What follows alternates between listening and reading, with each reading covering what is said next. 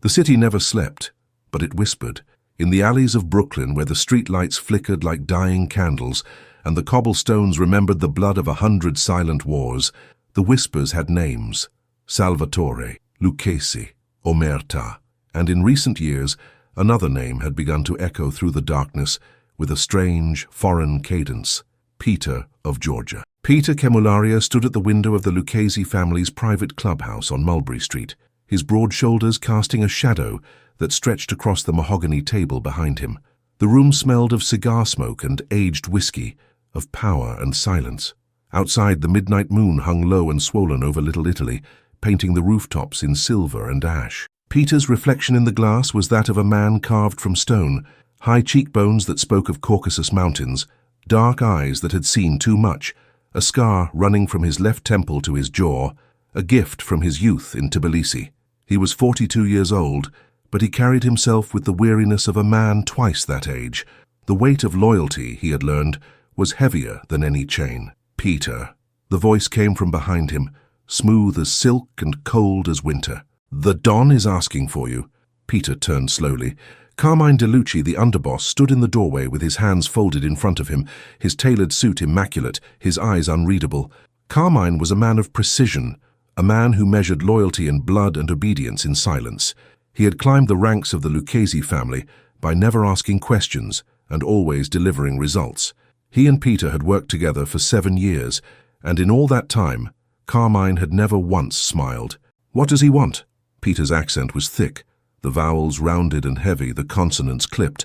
English had never come easily to him, but he had learned to wield it like a weapon, blunt and effective. He wants to see his hounds. Carmine's lips twitched, almost forming a smile. Almost. He wants to remind them who holds the leash. Peter's jaw tightened. The hounds. That was what Don Salvatore Lucchese called his enforcers, the men who did the family's darkest work. Peter had been put in charge of them 3 years ago, after he had orchestrated the disappearance of a rival Capo who had been skimming from the family's heroin trade. The man had vanished without a trace, and the message had been clear: cross the Lucchese family and you become a ghost. The hounds were 5 men, each more brutal than the last. There was Marco the Butcher Rinaldi, who had earned his nickname by dismembering a federal informant and leaving the pieces in a dumpster behind a church. There was Vincent Vinny Knuckles Corso, whose fists had put more men in the hospital than the entire Brooklyn Mafia combined. There was Angelo DeSantis, the quiet one who never spoke but whose eyes promised death. There was Rocco Mancini, the explosives expert, who could make a car disappear in a ball of fire and leave no evidence. And finally, there was Tommaso "Tommy Nails" Greco, the youngest of the group, barely 30, but already a legend for his ability to extract information from men who swore they would never talk. Peter had trained them, commanded them, and kept them in line. They answered to him, and he answered to the Don. That was the hierarchy. That was the law. "Tell the Don I will be there shortly," Peter said, his voice flat. Carmine nodded and disappeared into the hallway. Peter remained at the window for a moment longer, staring at the moon.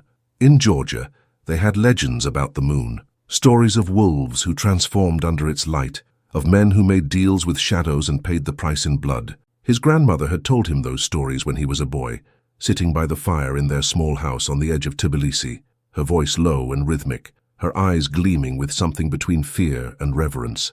"The moon sees everything, Petya," she had said. "It remembers every promise, every betrayal, and when the time comes it calls for payment." Peter turned away from the window and walked toward the door. The clubhouse was a maze of narrow hallways and hidden rooms, each one heavy with the weight of secrets. The walls were lined with portraits of old dons, men with stern faces and dead eyes, men who had built the Lucchese Empire on the backs of loyalty and fear. Peter passed them without looking, his footsteps echoing on the wooden floor. The Don's office was at the end of the hallway, behind a door made of reinforced steel disguised as old oak. Peter knocked twice, paused, then knocked once more. The code. "Enter." The voice was gravelly, worn smooth by decades of cigars and whiskey. Peter pushed the door open and stepped inside. Don Salvatore Lucchese sat behind a desk the size of a small car, his hands folded on the polished surface, his face half hidden in shadow. He was 73 years old, but age had not weakened him, it had only sharpened his edges. His hair was white as snow, slicked back with pomade, and his eyes were the color of frozen water. He wore a black suit with a red silk tie, and on his left hand a gold ring engraved with the Lucchese crest, a wolf devouring a lamb. To his right stood Carmine, hands still folded, face still expressionless. To his left stood Enzo Mariani, the Consigliere, a thin man with wire-rimmed glasses and the demeanor of a librarian. Enzo was the keeper of secrets, the man who remembered every favor owed, every slight committed, every body buried. He never carried a gun, but he was more dangerous than any hitman. "Peter," the Don's voice rolled through the room like distant thunder. "Sit." Peter sat in the chair facing the desk. The leather was cold against his back. The Don leaned forward, his eyes locking onto Peter's. "How are my hounds?" "They are sharp, Don Salvatore," Peter said. "Ready to serve." "Good." The Don nodded slowly. "Because I have work for them. Work that requires precision, work that requires loyalty." Peter's pulse quickened, but his face remained still. "What is the job?" The Don reached into his desk and pulled out a photograph. He slid it across the surface toward Peter. "This man." Peter picked up the photograph.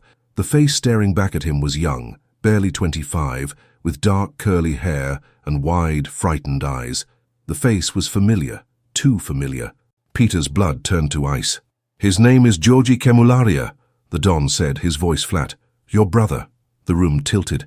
The walls seemed to close in. Peter's fingers tightened around the photograph, crumpling the edges. "My brother," Peter repeated, his voice barely a whisper. "Yes." The Don leaned back in his chair, his eyes never leaving Peter's face. "He has been working with the Genovese family, selling information, undermining our operations. He is a traitor, Peter. And traitors must be dealt with." Peter's mind raced. Georgi, his baby brother, the boy he had sent money to every month for the past 10 years, the boy he had brought to America 3 years ago to give him a better life, away from the poverty and violence of Tbilisi. Georgi, who had always been too gentle, too trusting, too kind for this world. "There must be a mistake," Peter said, his voice hoarse. "Georgi would never—" "There is no mistake." The Don's voice was sharp as a blade. "Enzo has the proof. Phone records, meetings, payments. Your brother has been selling us out for 6 months. Enzo stepped forward and placed a manila folder on the desk. Peter opened it with trembling hands. Inside were photographs, transcripts, bank statements, evidence, undeniable evidence. But something was wrong. Peter's instincts, honed by years of survival, screamed at him. The evidence was too clean, too perfect, the kind of evidence that could be manufactured by someone who knew how to manipulate the system. "Don Salvatore," Peter said carefully, "may I speak with my brother? May I hear his side?" The Don's eyes narrowed. "You doubt the evidence?"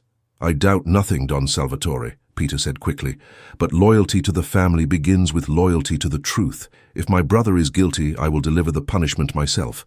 But if there is even a chance, there is no chance." The Don's voice was final, absolute. "Your brother is a traitor, and you, Peter, will prove your loyalty by eliminating him. You will take your hounds, and you will make him disappear. No body, no evidence, just silence." Peter's hands clenched into fists beneath the table. His mind was a storm of rage and despair. He thought of Georgi as a boy, laughing in the streets of Tbilisi, chasing stray dogs and dreaming of America. He thought of Georgi's letters, filled with gratitude and hope. He thought of Georgi's face the last time they had spoken, bright with excitement about a new job, a new life. And he thought of the Don's ring, the wolf devouring the lamb. "When?" Peter asked, his voice hollow. "Tonight," the Don said, "under the midnight moon. Bring me proof by dawn." Peter stood slowly, his legs heavy as lead. He nodded once, then turned and walked toward the door. "Peter," the Don's voice stopped him, "do not disappoint me. You are one of my most trusted capos. But even the most loyal dog can turn rabid, and rabid dogs must be put down." Peter did not look back. He stepped into the hallway and closed the door behind him. The portraits of the old Dons stared down at him, their eyes cold and judgmental. He walked through the clubhouse in a daze, his mind spinning. He needed to think, he needed to plan, but most of all, he needed to see Georgi. He needed to hear the truth from his brother's lips, not from a folder of manufactured evidence. Peter descended the stairs to the basement, where the hounds waited. The room was dimly lit, the air thick with cigarette smoke. The 5 men looked up as he entered, their faces hard and expectant. "We have a job," Peter said, his voice steady despite the hurricane raging inside him. "A traitor needs to be dealt with. Tonight. Under the moon." Marco cracked his knuckles. "Who's the target, boss?" Peter hesitated for only a fraction of a second. Then he said the words that tasted like poison on his tongue. "My brother." The room fell silent. The hounds exchanged glances, their expressions unreadable. "Your brother," Vinnie Knuckles said slowly. "You sure about this, Pete?" Peter met his eyes. "The Don has given the order. We follow orders." Angelo, the silent one, stood and placed a hand on Peter's shoulder. He said nothing, but his eyes spoke volumes. Loyalty, obedience, death. "Get ready," Peter said. "We leave in an hour." The hounds dispersed to gather their tools. Guns, knives, ropes, plastic sheeting, the instruments of disappearance. Peter climbed back upstairs and stepped out into the alley behind the clubhouse. The moon was directly overhead now, full and luminous, casting everything in stark relief. He pulled out his phone and dialed a number he had not called in weeks. The phone rang 3 times. Then a voice answered, young and nervous. "Peter, is that you?" "Georgie," Peter said quietly. "We need to talk now." "What's wrong? You sound—" "Where are you?" "I'm at the apartment." "Peter, what's going on?" "Stay there. Lock the door. Do not open it for anyone except me. Do you understand?" "Peter, you're scaring me." "Do you understand?" "Yes. Yes, I understand." Peter hung up. He stood in the alley for a long moment, staring up at the moon. His grandmother's words echoed in his mind. The moon sees everything. It remembers every promise, every betrayal. And when the time comes, it calls for payment. Peter clenched his fists. Tonight, under the midnight moon, he would learn the truth. And if Georgie was innocent, if the Don had lied, if the evidence had been fabricated, then Peter would do something no Capo had ever done. He would turn the hounds against their master. But first, he needed proof, and he needed a plan. Peter walked back into the clubhouse, his mind already working through the possibilities. The hounds trusted him. They followed his orders without question. But could they be convinced to turn against the Don himself? Could they be made to see that loyalty to a lie was worse than betrayal? He did not know, but he was about to find out. The midnight moon watched from above, silent and patient, as Peter of Georgia prepared to walk the knife's edge between loyalty and rebellion, between obedience and justice. And in the shadows of Little Italy, the whispers began to change. They no longer spoke only of the Don's power. They spoke of the Georgian wolf, and they spoke of revolution. The apartment was a 4th-floor walk-up in a building that smelled of boiled cabbage and regret.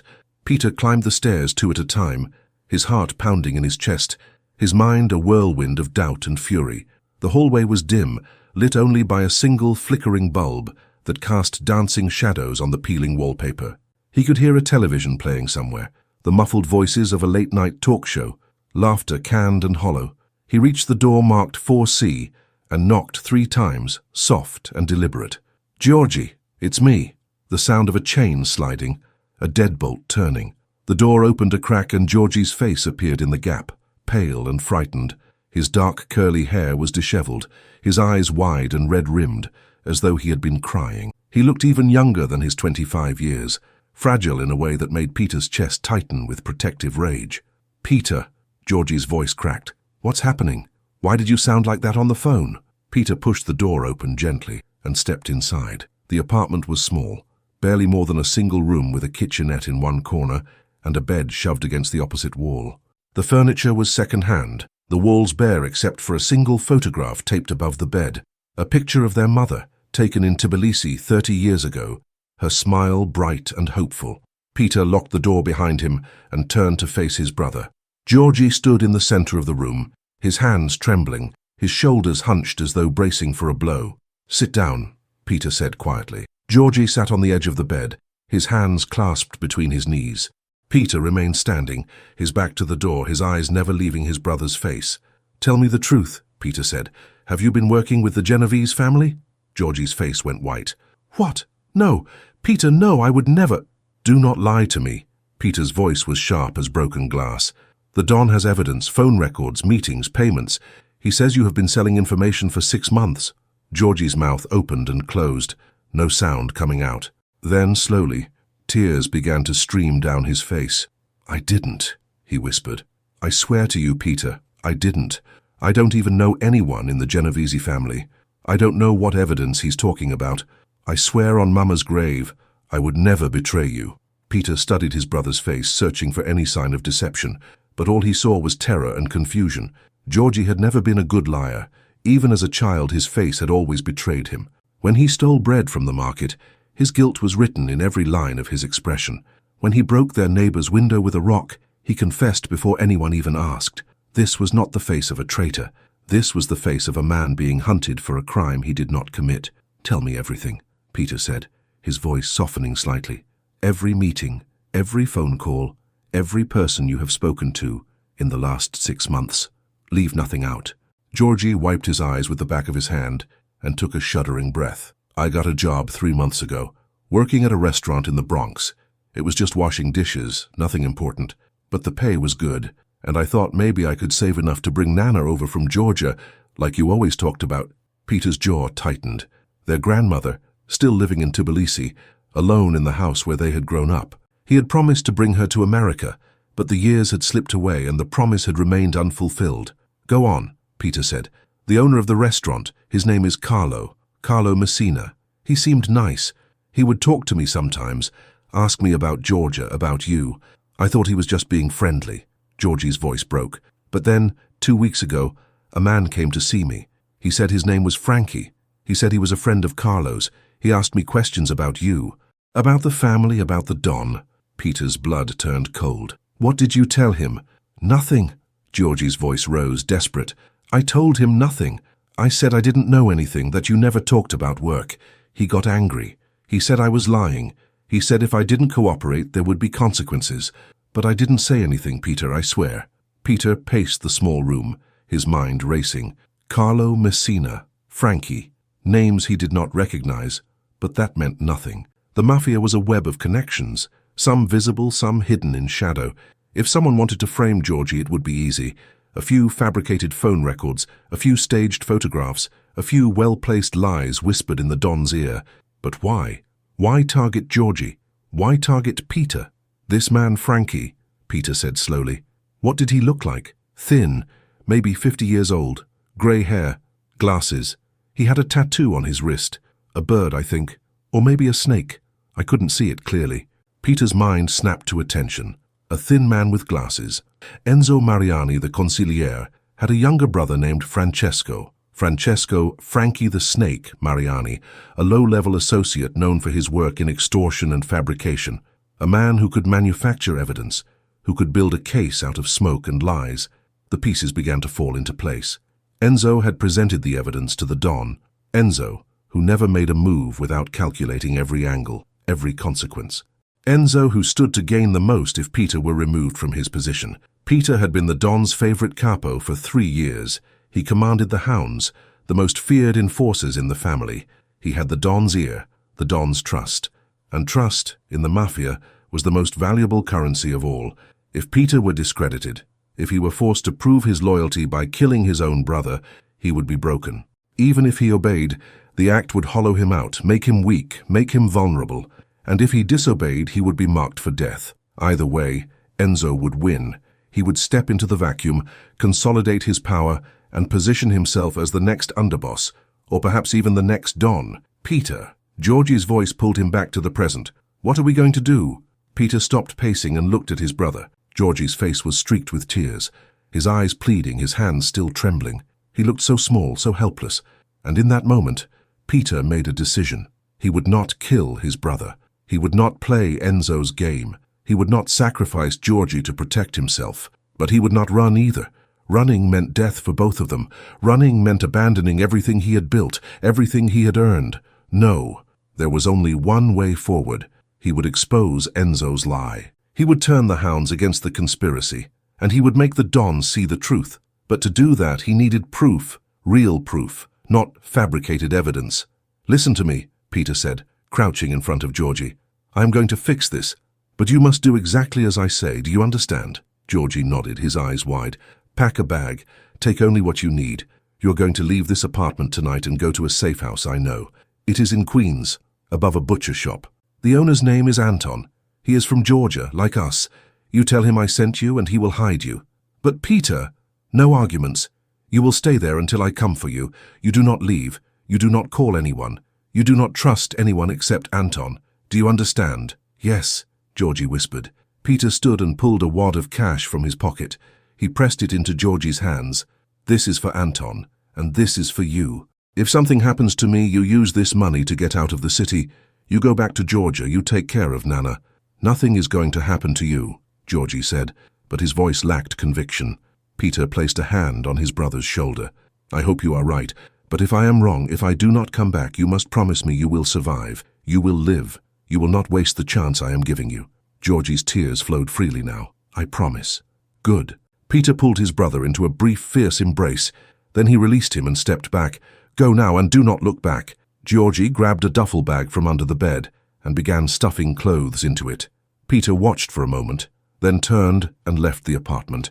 He descended the stairs quickly, his mind already moving to the next step. He needed to confront Enzo, but he could not do it alone. He needed leverage. He needed allies.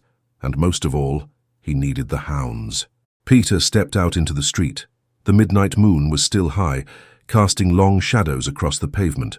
The city was quiet, the kind of quiet that felt like a held breath, like the world waiting for something terrible to happen.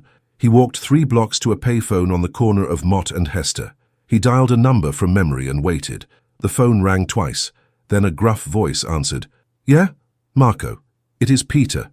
I need you and the others to meet me. Now." "Where?" "The old warehouse on the waterfront. The one we used for the Rossetti job." There was a pause. "What's this about, boss?" "I will explain when you get there. But Marco, listen to me carefully. Come alone. Do not tell Carmine. Do not tell the Don. Do not tell anyone. This is between us." Another pause. Longer this time. "You're scaring me, Pete." "Good. Fear keeps you alive. Be there in 1 hour." Peter hung up before Marco could respond. He made 4 more calls, one to each of the other Hounds delivering the same message. Then he hung up the phone and started walking toward the waterfront. The warehouse was a relic from the old days, a sprawling brick structure that had once processed fish from the harbor. Now it stood abandoned, its windows shattered, its walls covered in graffiti. The mafia used it occasionally for jobs that required discretion, interrogations, executions, disappearances. The floor was stained with old blood, and the air smelled of salt and rot. Peter arrived first. He unlocked the side door with a key he kept on a chain around his neck and stepped inside. The interior was vast and empty, the ceiling high and crisscrossed with rusted beams. Moonlight streamed through the broken windows, painting everything in silver and shadow. He lit a cigarette and waited. One by one, the Hounds arrived. Marco first, his bulk filling the doorway, his face suspicious. Then Vinnie Knuckles, his hands shoved in his pockets, his eyes darting around the room.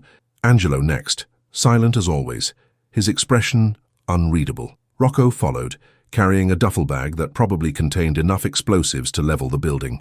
And finally Tommy Nails, the youngest, his face tight with curiosity. They gathered in the center of the warehouse, forming a loose circle around Peter. No one spoke. They simply waited. Peter took a long drag from his cigarette, then crushed it beneath his heel. He looked at each of them in turn, meeting their eyes. "The Don has given me an order," he said quietly. "He wants me to kill my brother. He says Georgie is a traitor, that he has been working with the Genovese family. He has evidence, phone records, meetings, payments." The Hounds exchanged glances. Marco's face darkened. Vinnie's jaw clenched. Angelo tilted his head slightly, his eyes narrowing. "But the evidence is a lie," Peter continued.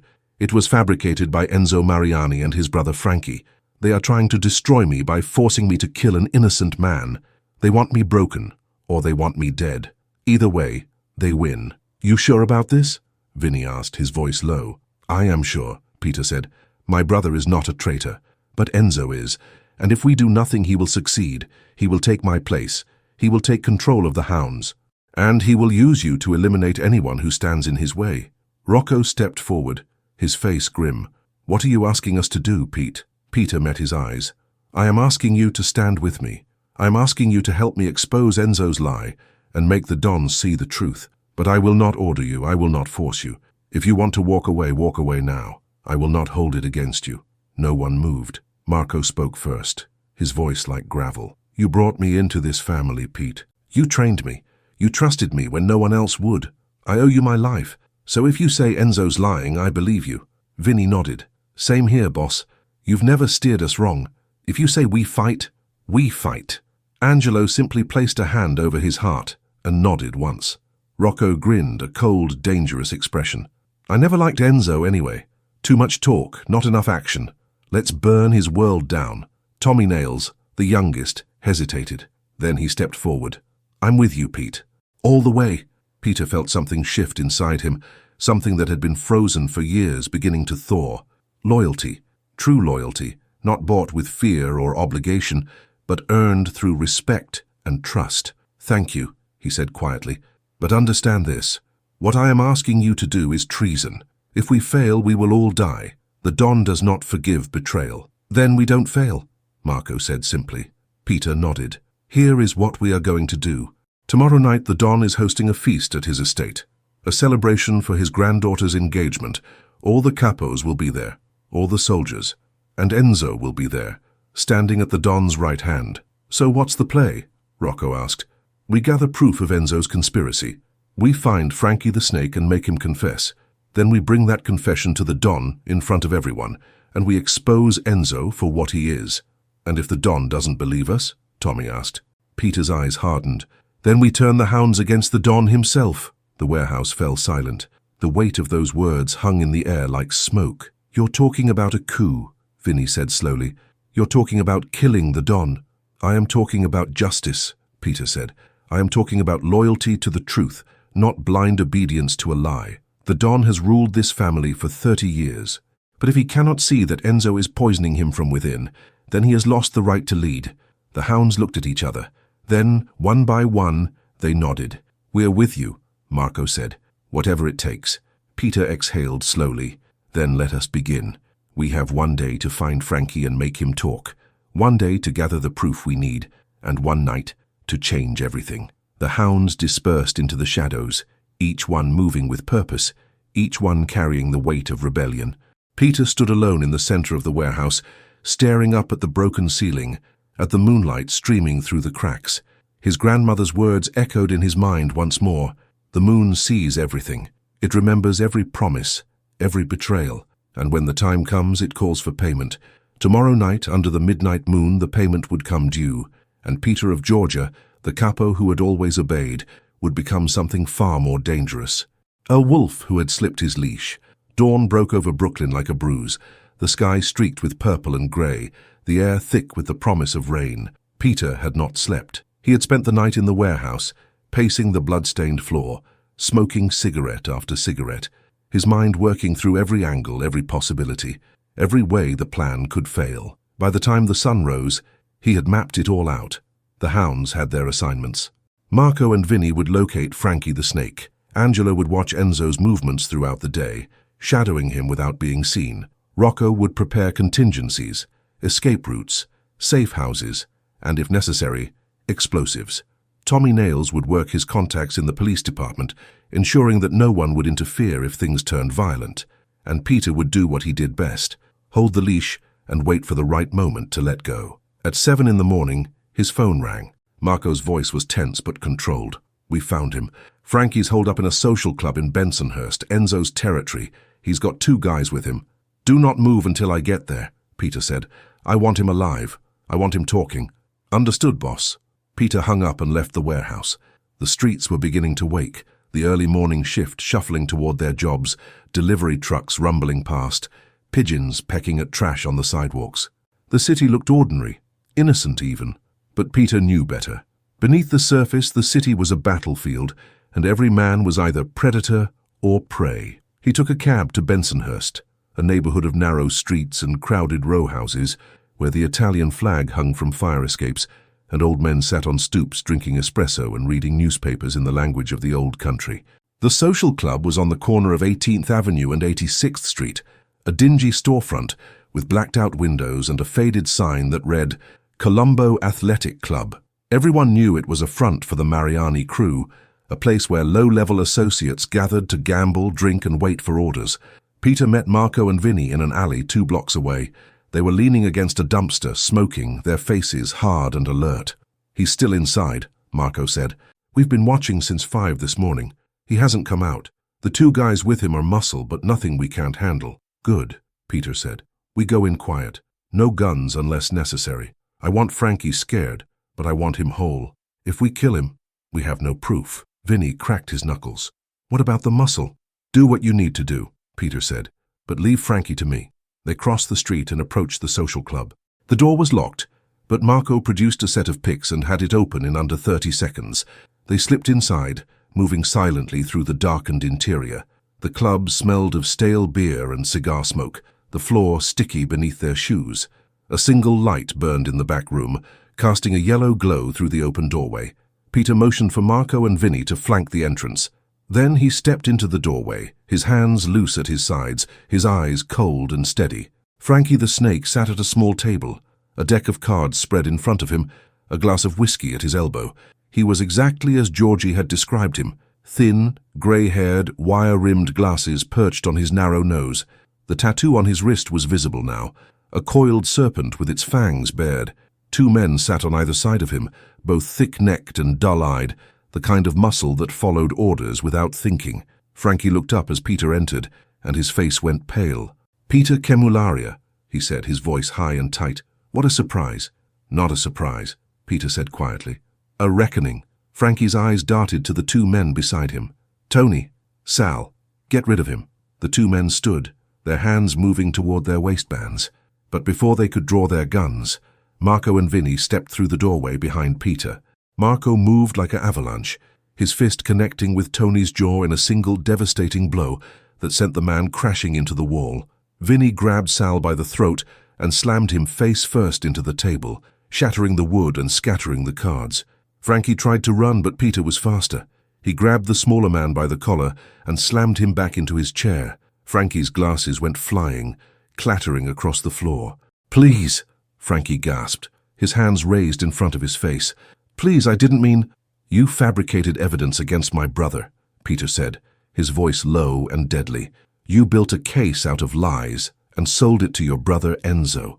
You tried to destroy my family, and now you are going to tell me why."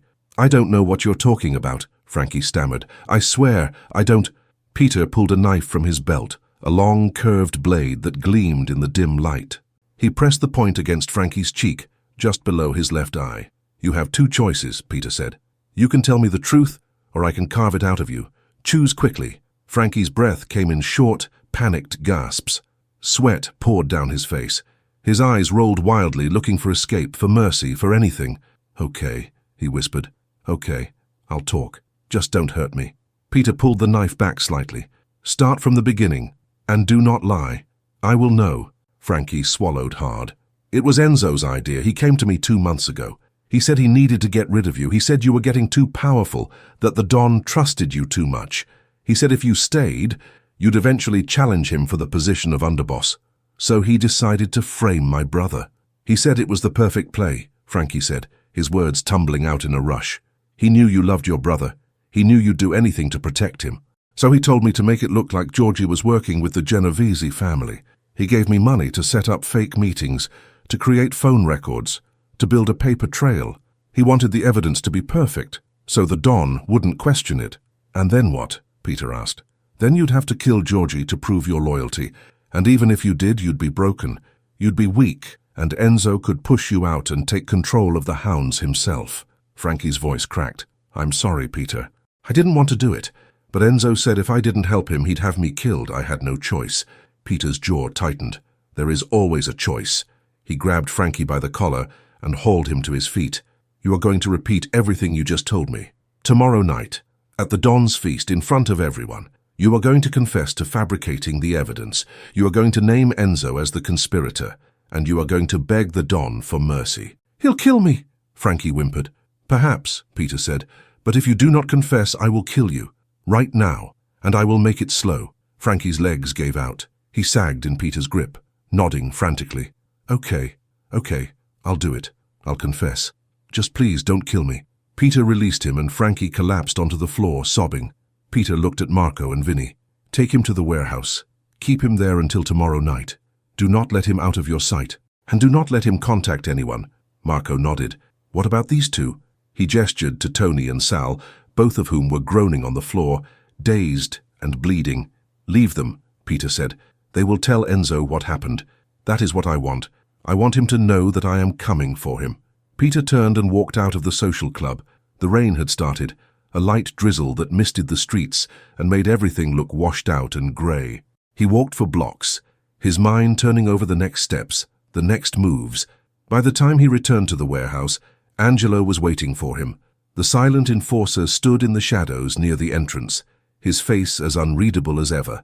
But when he saw Peter, he nodded once and handed him a folded piece of paper. Peter unfolded it. Inside was a handwritten note in Angelo's precise script. Enzo met with Carmine this morning. They spoke for 2 hours. Carmine left angry. Peter's pulse quickened. Carmine the underboss. If Enzo had brought Carmine into the conspiracy, then the situation was even more dangerous than Peter had thought.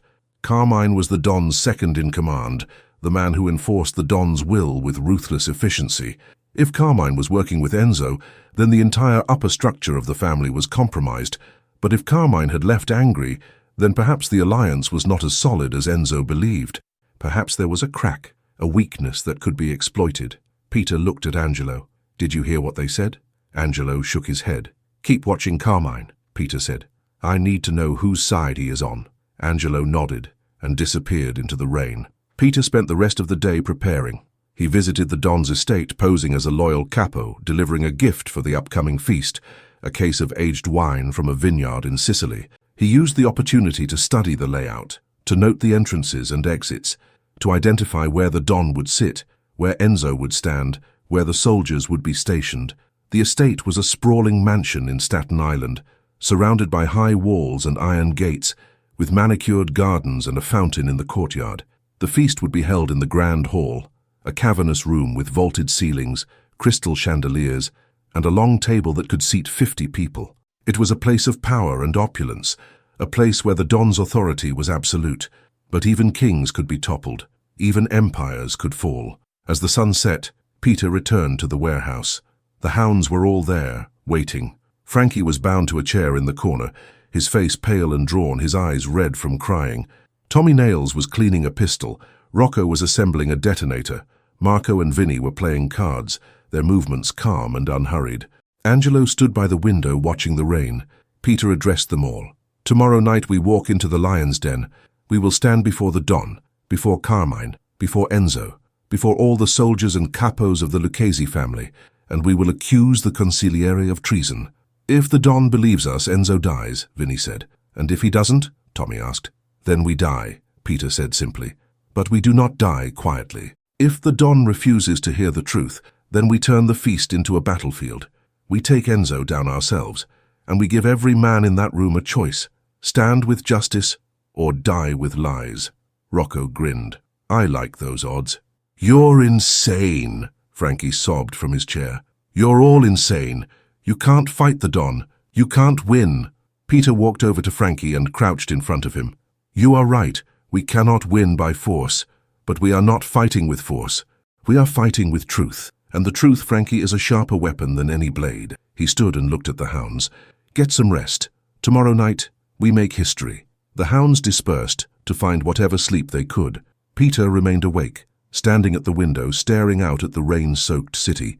The midnight moon was hidden behind clouds, but he could feel its presence, cold and patient, waiting for the moment to emerge. Somewhere in the city, Georgie was safe, hidden in Anton's safe house. Somewhere Enzo was plotting his next move, unaware that his carefully constructed lie was about to unravel. Somewhere, the Don was preparing for a feast that would become a reckoning. And Peter, the Capo from Georgia, the man who had always followed orders, the man who had always obeyed, was preparing to do the unthinkable. He was preparing to turn the Hounds against their master. The rain fell harder, drumming against the warehouse roof like a funeral march, and in the distance thunder rumbled, low and ominous, like the voice of God pronouncing judgment. Tomorrow night, under the midnight moon, the blood feast would begin, and no one would leave unchanged. The night of the feast arrived with a stillness that felt like the breath before a scream. The rain had stopped, leaving the city washed clean and gleaming under the risen midnight moon. Peter stood in the alley behind the warehouse, adjusting the cuffs of his suit, black silk tailored perfectly, the kind of suit a man wore when he knew he might die. The Hounds gathered around him, each dressed in similar dark attire, their faces hard and resolute. Frankie the Snake sat in the back of Marco's van, his hands zip-tied, his mouth covered with duct tape. His eyes were wide with terror, darting between the enforcers like a cornered animal. He knew what was coming. He knew that his life hung by the thinnest of threads, and that thread would be cut the moment he failed to deliver his confession. "Everyone clear on the plan?" Peter asked, his voice calm despite the storm raging inside him. Marco nodded. "We enter through the main gate. We're all on the guest list. You made sure of that. We stay together. We watch each other's backs, and we wait for your signal." "Rocco," Peter said, turning to the explosives expert. "The contingencies." Rocco patted the inside pocket of his jacket. "I've got enough C4 rigged to the estate's east wing to bring the whole place down if we need an exit. Remote detonator, dual backup triggers. If things go sideways, we blow a hole in the wall and run." "Let us hope it does not come to that," Peter said. "But if it does, do not hesitate." Angelo stepped forward and placed a hand on Peter's shoulder. He said nothing, but his eyes conveyed everything: loyalty, trust, and the unspoken promise that he would die before he let Peter fall alone. Peter nodded. "Then we go." They loaded into 2 cars, Peter, Marco, and Angelo in the first, Vinny, Rocco, and Tommy in the second. Frankie was shoved into the trunk of the first car, still bound and gagged, his muffled whimpers barely audible over the engine's rumble. The drive to Staten Island was silent. The city slipped past the windows like a dream, the lights blurring together, the streets empty and haunted. Peter watched the moon through the windshield, its pale face full and luminous, hanging low over the horizon like a judge waiting to pronounce sentence. The Don's estate appeared ahead, its iron gates flanked by stone pillars topped with carved wolves. The gates swung open as they approached, and 2 soldiers in dark suits stepped forward to check the cars. They recognized Peter immediately and waved them through without question. The driveway curved through manicured gardens, past marble fountains and topiaries shaped like lions, until it opened into a circular courtyard in front of the mansion. The building was a monument to wealth and power, 3 stories of white stone and tall windows, with ivy climbing the walls and gargoyles perched on the roofline. Light spilled from every window, and the sound of music drifted on the night air, a string quartet playing something mournful and elegant. Peter and the Hounds exited the cars. Marco opened the trunk and hauled Frankie out, keeping him hidden between their bodies. They moved as a unit toward the main entrance, where more soldiers stood guard. The soldiers nodded respectfully to Peter. He was still a capo, still a man of rank and authority. They had no reason to suspect what he was about to do. Inside the mansion was a vision of opulence. The floors were polished marble, the walls hung with oil paintings of dead dons and distant ancestors. Crystal chandeliers blazed overhead, casting everything in warm golden light. The air smelled of roasted meat and expensive wine, of cigars and perfume. The grand hall was at the end of a long corridor, its double doors thrown open wide. Inside, the feast had already begun. The long table was laden with food, whole roasted pigs, platters of pasta, trays of seafood, baskets of bread, bottles of wine standing like soldiers in formation. 50 men sat at the table, their faces flushed with drink, their voices rising in laughter and conversation. At the head of the table sat Don Salvatore Lucchese, resplendent in a white suit with a black silk shirt, his gold wolf ring glinting in the candlelight. To his right sat Carmine De Lucci, the underboss, his face stern and watchful. To his left sat Enzo Mariani, the Consigliere, his wire-rimmed glasses catching the light, his thin lips curved in a satisfied smile. Peter and the Hounds entered the hall, and the conversation faltered. Heads turned, eyes narrowed. The Don looked up, his gaze locking onto Peter's face. "Peter," the Don said, his voice carrying across the room, "you are late. We have been waiting for you." Peter walked forward, the Hounds falling into formation behind him. Frankie was still hidden among them, trembling and silent. "Forgive me, Don Salvatore," Peter said, his accent thick but his words clear. "I had business to attend to, business that concerns the family." The Don's eyes narrowed. "Business? Tonight is a night for celebration, not business."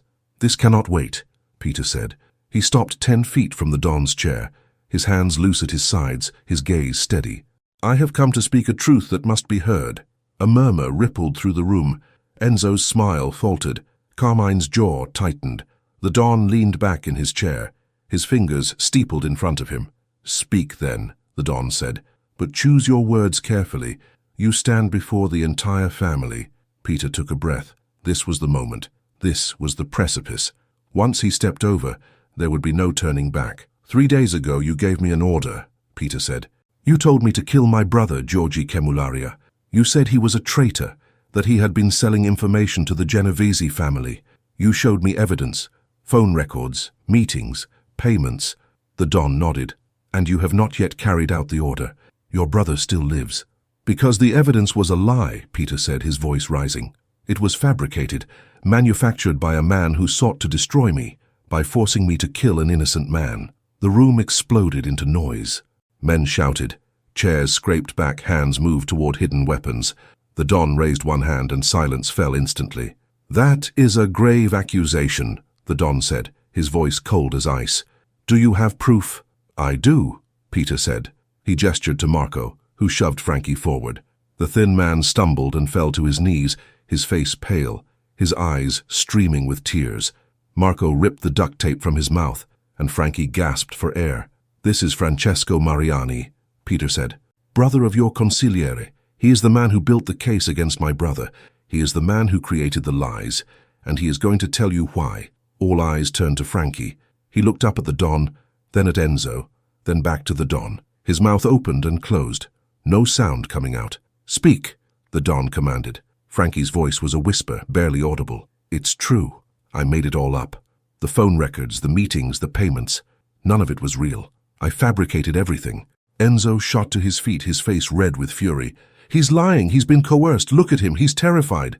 Peter threatened him, forced him to say these things. I did threaten him, Peter said calmly. I threatened to kill him if he did not tell the truth, but I did not force him to lie. The lies were yours, Enzo. You ordered your brother to destroy my family so that you could destroy me. This is insanity, Enzo shouted, turning to the Don. Don Salvatore, I have served you faithfully for 20 years. I have never betrayed you, never lied to you. This man is trying to turn you against me because he cannot accept that his brother is a traitor. The Don's gaze moved between Enzo and Peter, his expression unreadable.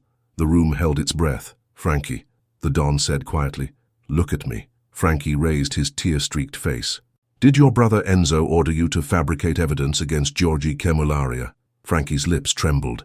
He looked at Enzo, at the fury and desperation in his brother's eyes. Then he looked back at the Don. Yes, he whispered. He did. The silence that followed was absolute. It was the silence of a world cracking apart, of foundations crumbling, of empires teetering on the edge of collapse. Enzo's face went white. Frankie, you fool, you don't know what you're saying. I know exactly what I am saying. Frankie's voice broke into a sob. I'm tired of lying. I'm tired of being afraid. Enzo told me to do it. He said Peter was getting too powerful, that he needed to be removed. He said if I didn't help him, he'd have me killed, so I did it. I built the evidence. I set up the meetings. I made it look like Georgie was a traitor. But he's not. He never was. It was all Enzo's plan. Enzo lunged forward, his hand reaching for something inside his jacket. But before he could draw his weapon, Angelo moved. The silent enforcer crossed the distance in 2 strides and grabbed Enzo by the wrist, twisting it viciously. Enzo screamed as the gun clattered to the floor. Angelo kicked it away and shoved Enzo back into his chair, holding him there with one massive hand on his shoulder. The Don rose slowly to his feet. His face was a mask of stone, his eyes cold and merciless. He walked around the table and stood before Enzo, looking down at the man who had been his consigliere, his advisor, his trusted counselor. Is this true? The Don asked, his voice soft and deadly. Enzo's mouth worked silently. Then, in a voice barely above a whisper, he said, I did it for you. I did it for the family. Peter was becoming a threat. He commanded the Hounds. He had their loyalty. If he turned against you, if he turned against me, the Don interrupted, I would have dealt with him myself, but you did not come to me. You did not speak your concerns. Instead, you lied. You fabricated evidence. You tried to force a loyal Capo to murder his own brother. You betrayed the Omertà. You betrayed me. The Don turned to Carmine. Take him. Carmine stood, his face grim. He walked around the table and grabbed Enzo by the collar, hauling him to his feet. Enzo struggled, his voice rising in panic. Don Salvatore, please, I can explain. I was only trying to protect you. Please. The Don ignored him. He looked at Peter, his cold eyes studying the Georgian's face. You were right to bring this to me, the Don said. You have proven your loyalty. Your brother is innocent. Enzo will pay for his treachery. Peter nodded slowly. Thank you, Don Salvatore. The Don's gaze shifted to the Hounds. standing silent and watchful behind Peter.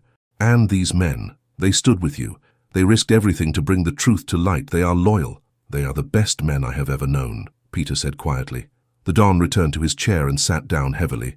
Enzo Mariani, you are hereby stripped of your rank and title. You are no longer Consigliere of the Lucchese family.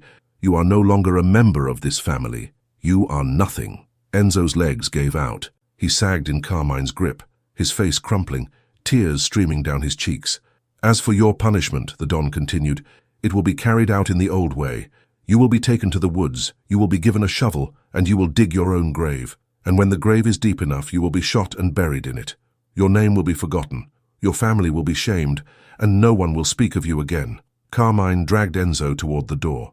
The disgraced consigliere was sobbing now, his voice high and broken. Please, please, I'm sorry, Don Salvatore, please. The door closed behind them, and the sound of Enzo's pleading faded into the distance. The Don looked around the room at the assembled men. Let this be a lesson. Loyalty is the foundation of our family. Without loyalty, we are nothing. Betray that loyalty, and you will face the same fate as Enzo Mariani. The men nodded, their faces solemn. The Don's gaze returned to Peter. You have done the family a great service tonight. You have exposed a traitor and preserved the integrity of our structure. For this, you will be rewarded. From this moment forward, you are no longer merely a capo. You are promoted to the position of underboss. A collective gasp went through the room. Carmine had been underboss, but with Enzo's betrayal exposed and Carmine's loyalty now in question, the Don was restructuring the hierarchy. Peter's eyes widened. Don Salvatore, you do not seek power, the Don interrupted. That is precisely why you deserve it. A man who desires power will always be tempted to take more. But a man who serves only the truth, who puts the family above his own ambition, that is a man who can be trusted. The Don gestured to the empty chair beside him. Sit, Peter Cemularia. Sit at my right hand. You have earned it. Peter hesitated for only a moment. Then he walked forward and sat in the chair that had belonged to Carmine. The Hounds remained standing, a silent honor guard, their faces filled with pride. The Don raised his glass. To loyalty, to truth, and to the Lucchese family. The room echoed with the response. To the family. They drank, and the feast resumed. But the mood had changed. The air was charged with something new, something electric. The men at the table looked at Peter with a mixture of respect and fear. They had seen him challenge the consigliere. They had seen him expose a conspiracy. They had seen him rise to power, and they knew that the Georgian wolf was no longer a man who simply obeyed orders. He was a man who could change the rules. As the night wore on, Peter sat beside the Don, eating little, drinking less, his mind turning over everything that had happened. Enzo's fate was sealed. Frankie would likely disappear as well, a loose end tied off. Georgie was safe. The Hounds were secure, but something still troubled him. He thought of Carmine, the underboss who had been demoted without a word of protest. He thought of the way Carmine had looked at him earlier, the anger in his eyes. Carmine was a proud man, a dangerous man, and proud, dangerous men did not forget insults. Peter would have to watch his back. The game was far from over, but for now, under the midnight moon, he had won. He had turned the Hounds against the conspiracy. He had exposed the lie, and he had proven that even in a world built on silence and obedience, the truth could still cut deeper than any blade. The feast continued until dawn, the laughter and conversation flowing like wine. And when the sun finally rose, Peter stepped out into the courtyard and looked up at the fading moon. His grandmother's voice whispered in his mind one last time, "The moon sees everything. It remembers every promise, every betrayal. And when the time comes, it calls for payment." The payment had been made. The debt had been settled. But Peter knew that in the world of the mafia, debts were never truly settled. They were only transferred, deferred, or multiplied. And somewhere in the shadows, new debts were already being born.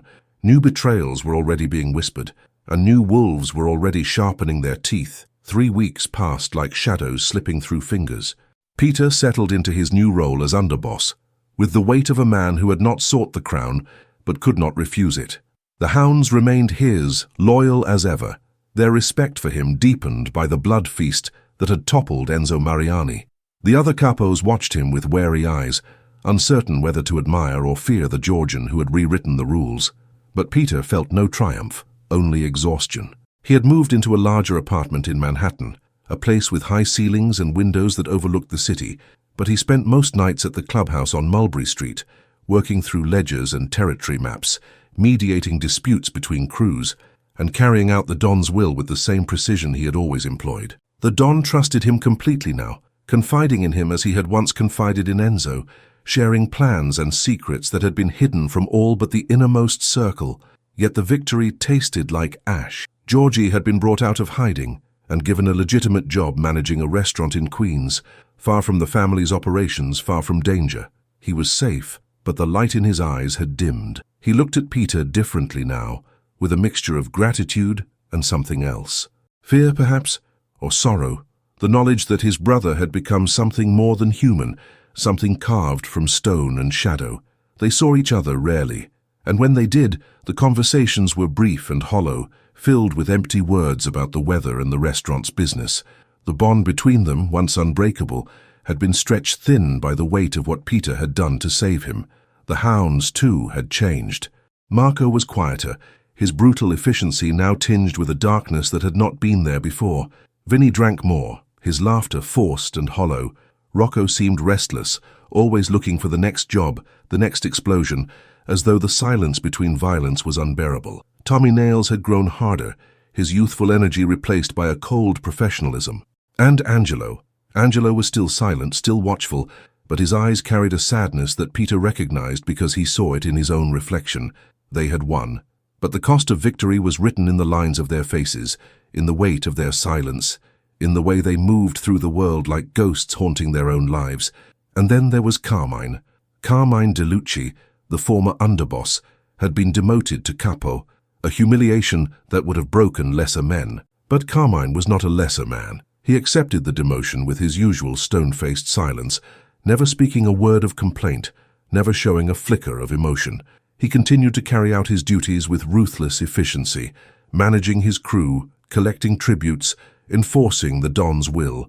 But Peter knew. He knew that beneath the surface, Carmine was a volcano waiting to erupt.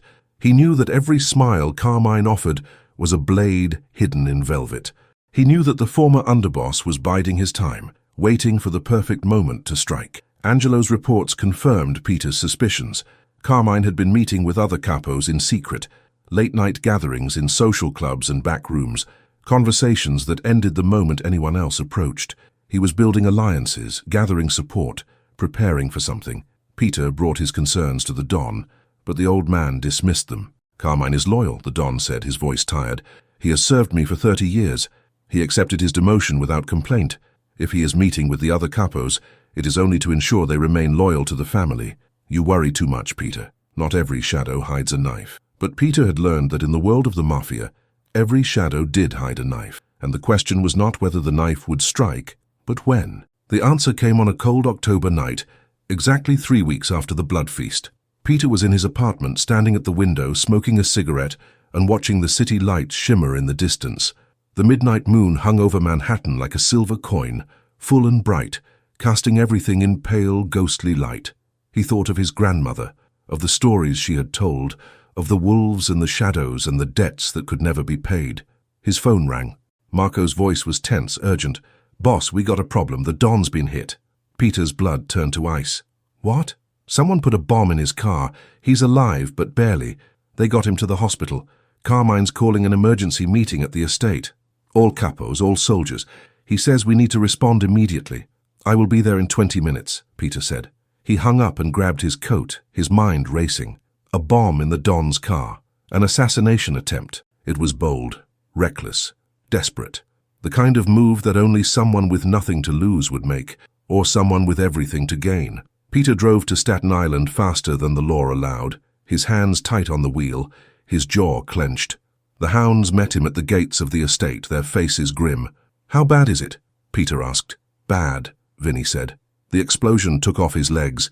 He's in surgery now. They don't know if he'll make it." Peter's stomach twisted. The Don, the man who had ruled the Lucchese family for 3 decades, the man who had been a force of nature, reduced to a broken body on an operating table. "Who did it?" Peter asked. "No one knows yet," Tommy said. "But Carmine's already inside, giving orders. He's acting like he's already the Don." Peter's eyes narrowed. "Then let us see what he has to say." They entered the mansion and made their way to the grand hall.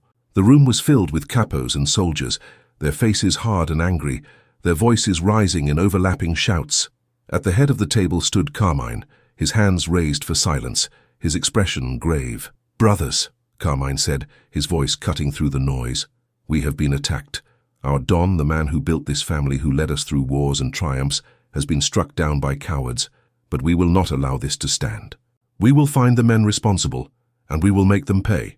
A roar of approval went up from the crowd. Peter stood at the back of the room, watching Carmine carefully. The former underboss was good at this, at rallying the troops, at channeling their anger into action, but there was something in his eyes, something that set off alarms in Peter's mind. "We know who did this," Carmine continued. "The Genovese family has been pushing into our territory for months. They have been testing our strength, probing our defenses, and now they have struck at the heart of our power. This was their move, and we will answer with fire and blood." More shouts, more approval, but Peter's instincts screamed at him. The Genovese family was powerful, but they were not reckless. An assassination attempt on the Don would trigger a full-scale war, one that would cost both sides dearly. It made no strategic sense, unless someone wanted a war, unless someone wanted chaos. Peter pushed through the crowd and stepped forward. "Carmine." Carmine turned, his eyes locking onto Peter's face. "Peter, I am glad you are here. We will need the Hounds for what comes next." "Before we act," Peter said carefully, "we should wait for more information. We should investigate, gather evidence, confirm who is responsible. If we strike blindly, we may be playing into someone's hands." Carmine's jaw tightened. "The evidence is clear."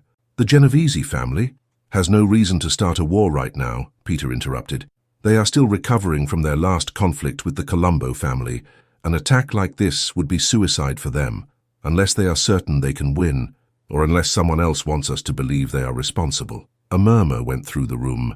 The other capos exchanged glances. Carmine's face darkened. "Are you accusing me of something, Peter?" "I am saying we should be certain before we act," Peter said. "That is all." Carmine stepped closer, his voice dropping to a dangerous whisper. "You have been underboss for 3 weeks, and already you think you can question my judgment. I have been with the Don for 30 years. I know how this world works. I know who our enemies are, and I know when to strike, and I know when to think before I strike," Peter said quietly. "That is why the Don made me underboss, because I do not let anger cloud my judgment." Carmine's hand moved toward his waistband, but before he could draw his weapon, Angelo stepped between them, his massive frame a wall of silence. The tension in the room ratcheted up to a breaking point. Soldiers reached for their guns, capos shouted. The hall teetered on the edge of violence. Then a new voice cut through the chaos. "Enough!" Everyone turned.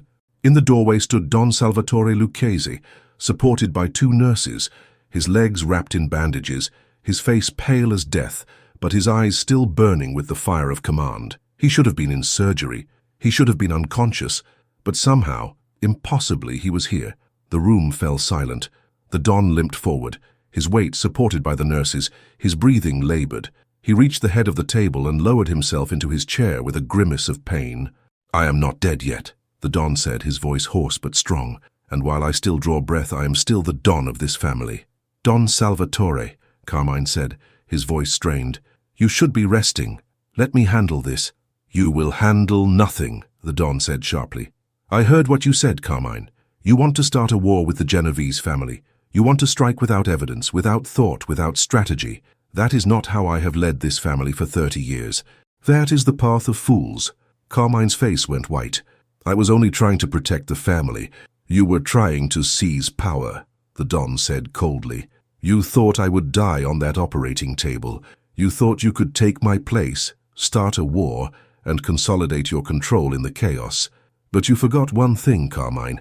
I did not survive 3 decades in this world by being careless. I did not build this empire by trusting blindly." The Don reached into his jacket and pulled out a small recording device. He placed it on the table and pressed play. Carmine's voice filled the room, tinny but unmistakable. "The old man is finished.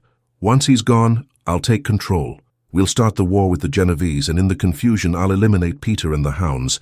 They're too loyal to the old ways. We need new leadership. My leadership." The recording continued, Carmine's voice detailing his plan, his conspirators, his timeline. The room listened in stunned silence. When the recording ended, the Don looked at Carmine with eyes like frozen steel. "You planted the bomb, Carmine. You tried to kill me. You tried to blame the Genovese. And you tried to use my death to start a war and seize power." Carmine's face crumpled. He tried to speak, but no words came out. His hand moved toward his gun, but before he could draw it, the hounds moved. Marco grabbed his wrist. Vinny kicked his legs out from under him. Angelo placed a hand on his throat and slammed him down onto the table. "You are nothing," the Don said quietly. "You are a traitor, and traitors do not deserve mercy." The Don looked at Peter. "Take him to the woods. Give him a shovel. Let him dig." Peter nodded. The hounds dragged Carmine toward the door, his voice rising in a wail of desperation. "Please, Don Salvatore, please, I can explain. I was only—" The door closed, cutting off his pleas. The Don turned to the assembled capos and soldiers. "Let this be the final lesson. Loyalty is everything. Betray that loyalty and you will meet the same fate. Now go, all of you. The crisis is over." The men filed out slowly, their faces pale, their movements uncertain. Within minutes the hall was empty except for Peter, the Don and the two nurses. The Don gestured for the nurses to leave. They hesitated, but one look from the Don sent them hurrying out of the room. Peter stood before the Don, unsure of what to say. The Don leaned back in his chair, his face grey with pain and exhaustion. "You were right to question Carmine. You were right to demand evidence. You saved this family tonight, Peter. Again." "I only did what was necessary," Peter said quietly. "And that is why you will be the next Don," the Don said. Peter's eyes widened. "Don Salvatore." "I am dying," the Don said simply. "The doctors give me 6 months, maybe less. The bomb did not kill me, but it finished what age had started. I will not live to see another year. Then we will find the best doctors." "There are no doctors who can stop death," the Don said. "And I am tired, Peter. I am tired of the wars, the betrayals, the endless cycle of blood. I have done terrible things in my life. I have built an empire on violence and fear. And now, at the end, I want to leave that empire in the hands of someone who understands that power is not about brutality. It is about loyalty. It is about truth. It is about knowing when to hold the leash and when to let go." Peter felt his throat tighten. "I do not deserve—" "You deserve it more than anyone," the Don said. "You turned your hounds against a conspiracy. You exposed lies when the truth could have killed you. You saved your brother when you could have saved yourself. That is the mark of a true leader. Not the man who seeks power, but the man who uses power to protect those who cannot protect themselves." The Don reached out and placed a hand on Peter's shoulder. "When I die, you will be Don. The family will follow you. The hounds will follow you. And you will lead them into a new era, an era where loyalty means something more than fear, where the truth is valued above silence." Peter nodded slowly, his eyes burning. "I will honor your legacy, Don Salvatore." "I know you will," the Don said. He smiled, a tired, sad smile. "Now go. Finish what needs to be finished, and then go home and rest. You have earned it." Peter left the hall and walked out into the night. The hounds were waiting by the cars, Carmine bound and gagged in the trunk. They drove in silence to the woods outside the city, to a place where the trees grew thick and the moonlight barely touched the ground. They dragged Carmine out and threw a shovel at his feet. He was crying now, his face streaked with tears and dirt, his hands trembling. "Dig," Peter said. Carmine dug. The hounds watched in silence, their faces hard and expressionless. When the grave was deep enough, Peter drew his gun and shot Carmine once in the back of the head. The former underboss fell forward into the grave, and the hounds covered him with earth. When it was done, they stood in a circle around the grave, silent under the midnight moon. "It's over," Marco said quietly. "No," Peter said. "It is never over. There will always be another betrayal, another conspiracy, another wolf waiting to strike. That is the world we live in. That is the price we pay." "Then why do we stay?" Vinny asked. Peter looked up at the moon, at its cold, patient face. "Because someone has to hold the line. Someone has to protect the ones who cannot protect themselves. Someone has to be the wolf who guards the flock, even when the flock fears him." They returned to the city as the sun began to rise, painting the sky in shades of red and gold. Peter went to his apartment and stood at the window, watching the light spread across the buildings, chasing away the shadows. His phone rang. It was Georgie. "Peter? I heard about the Don. Is he—" "He is alive," Peter said, "but not for long. And you? Are you safe?" "I am safe," Peter said. "Carmine is gone. The threat is over." "Good," Georgie said. There was a long pause. "Peter, I just wanted to say thank you for everything. I know what it cost you to save me. I know what you had to become, and I am sorry." "Do not be sorry," Peter said quietly. "I would do it again. 1,000 times over I would do it again. I love you, brother. I love you too." Peter hung up. He stood at the window for a long time, smoking a cigarette, watching the city wake up. Somewhere in the distance, church bells rang. Somewhere, people were going about their ordinary lives, unaware of the wolves who moved through the shadows, unaware of the wars fought in silence. Peter thought of his grandmother's words one final time. The moon sees everything. It remembers every promise, every betrayal, and when the time comes, it calls for payment. The payment had been made, the debts had been settled, and Peter of Georgia, the Capo who had turned the Hounds against their master, had become something he never intended to be. A Don, a leader, a wolf who ruled the midnight. The end came 6 months later, as the doctors had predicted. Don Salvatore Lucchese passed away in his sleep, surrounded by his family, his face peaceful for the first time in decades. The funeral was held on a bright spring day, the sky impossibly blue, the flowers blooming in the gardens of the estate. Peter stood at the graveside, flanked by the Hounds, and delivered the eulogy. He spoke of loyalty, of sacrifice, of the old ways and the new. He spoke of a man who had built an empire, and a man who had understood at the end that empires were only as strong as the loyalty that held them together. When the ceremony ended, the other capos approached Peter one by one, kneeling before him, kissing his ring, the wolf devouring the lamb, the ring that had once belonged to Don Salvatore and now belonged to him. "Don Peter," they said, "we are yours to command." Peter accepted their oaths with the weight of a man who knew that power was both a gift and a curse, that leadership was both an honor and a burden. That night, he stood in the grand hall of the estate, now his estate, and looked out at the city spread below him. The midnight moon hung in the sky, full and bright, watching him as it had always watched. And Peter of Georgia, the man who had come from nothing, who had crossed an ocean and climbed through blood and shadow to the very top of the Lucchese family, made a silent promise to the moon. He would not be a Don who ruled through fear. He would be a Don who ruled through loyalty, through truth, through the strength of the bonds between men who chose to stand together. He would be the wolf who protected the flock, and he would never forget the price that had been paid to bring him here. The Hounds stood behind him, silent and loyal, their shadows merging with his in the moonlight.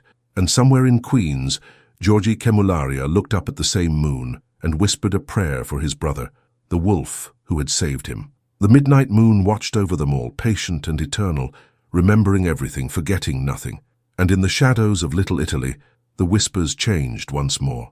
They no longer spoke of Don Salvatore. They spoke of Don Peter, the Georgian wolf, the man who turned the Hounds, the man who changed the rules, the man who proved that even in a world built on silence and blood, the truth could still set you free, or at least free enough to survive another night.